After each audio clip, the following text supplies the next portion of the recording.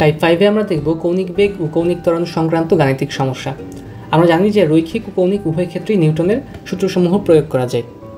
এখন রৈখিকে যেটা হচ্ছে ভর, সেটা হচ্ছে এম দিয়ে আমরা প্রকাশ করি।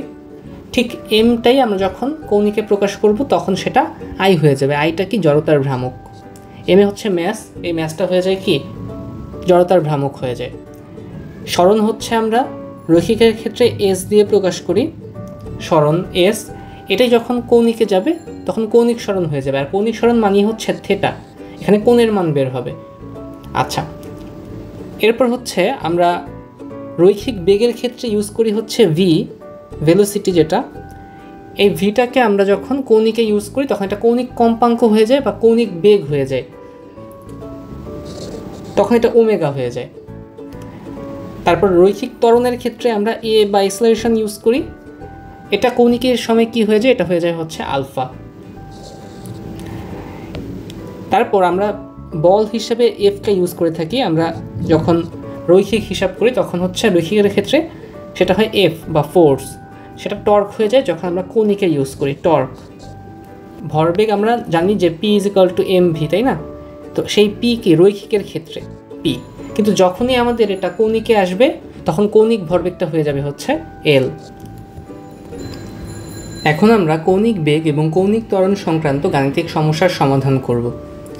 আমাদের প্রথম প্রশ্ন, একটি গাড়ির ইঞ্জিন 10 রেডিয়ান পার সেকেন্ড প্রাথমিক কৌণিক বেগে এবং 2 রেডিয়ান পার সেকেন্ড স্কোয়ার সুষম ত্বরণে 5 সেকেন্ড ধরে চলে। ইঞ্জিনটির চূড়ান্ত কৌণিক বেগ কত হবে? এটা হচ্ছে প্রথম প্রশ্ন।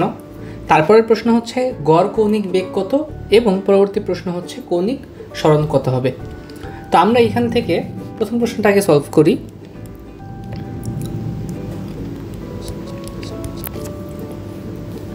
ইঞ্জিনটির চূড়ান্ত কৌণিক বেগ, দেখো তো আমরা এই সূত্রটার সাথে পরিচিত কিনা? V is equal to U plus at, যেখানে ইউটা হচ্ছে আদিবেগ, এ হচ্ছে আমাদের রৈখিক ত্বরণ এবং টি হচ্ছে সময়। তো ভিটা এখানে হচ্ছে আমাদের শেষ বেগ, তার মানে শেষ বেগ নির্ণয়ের সূত্র এটা, মানে চূড়ান্ত বেগ নির্ণয়।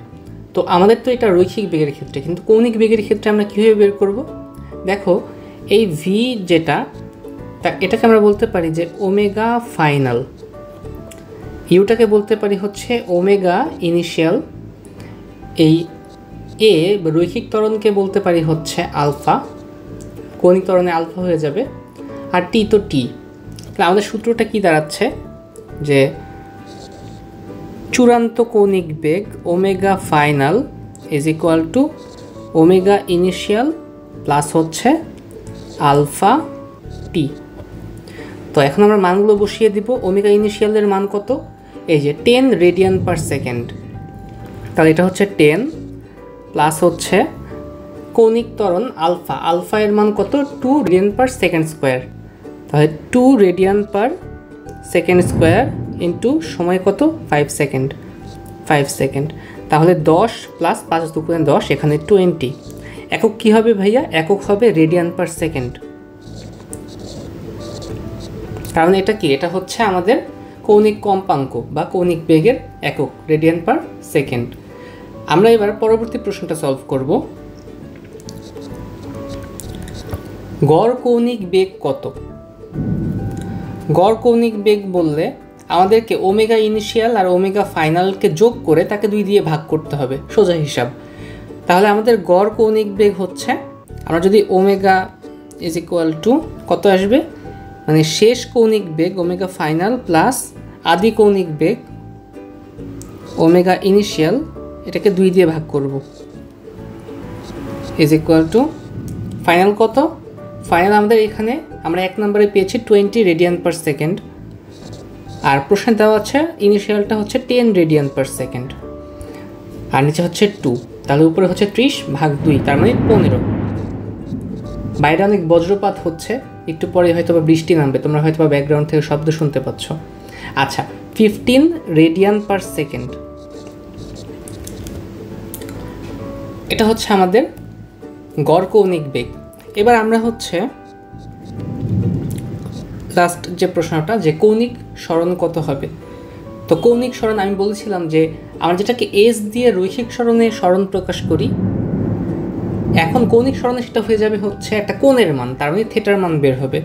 তাহলে আমাদের এই থেটা ইজ ইকুয়াল টু কী হবে, ওমেগা টি। এখন বলতে পারো এটা কোন ওমেগা, এটা কি ইনিশিয়াল নাকি ফাইনাল? এটা ভাই ইনিশিয়ালও না, এটা ফাইনালও না, এটা হচ্ছে গড় যে এটা বের করেছিলাম না, সেই গড় কৌণিক কম্পাঙ্ক, তার সাথে সময় গুণ করতে হবে। তাহলে গড় কৌণিক কম্পাঙ্ক কত পেয়েছি ভাইয়া? 15 পেয়েছি। তাহলে এটা হচ্ছে 15, আর সময় তো কত দেওয়া ছিল? 5 সেকেন্ড। তাহলে 5, তাহলে 5 15 75, তাহলে 75 রেডিয়ান পার সেকেন্ড।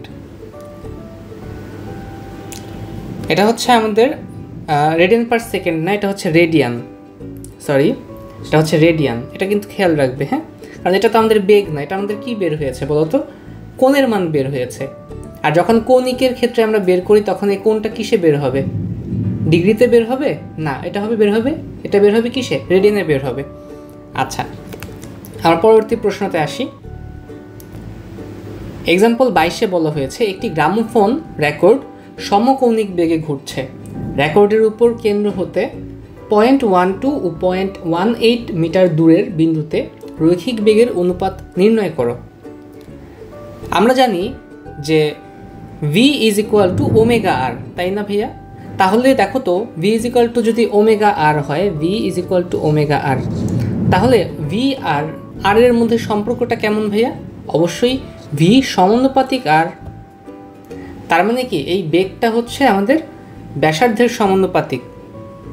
আমরা বলতে পারি, তাহলে আমরা এই প্রশ্নটা সলভ করে ফেলি যে v1 divided by v2 is equal to r1 divided by r2, তাই না?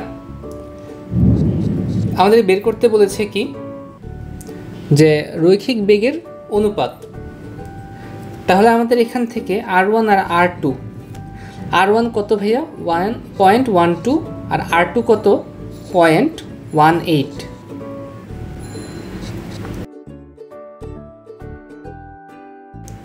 তাহলে 6 দুগুণে 12, 3 6 18, তাহলে হচ্ছে 2/3।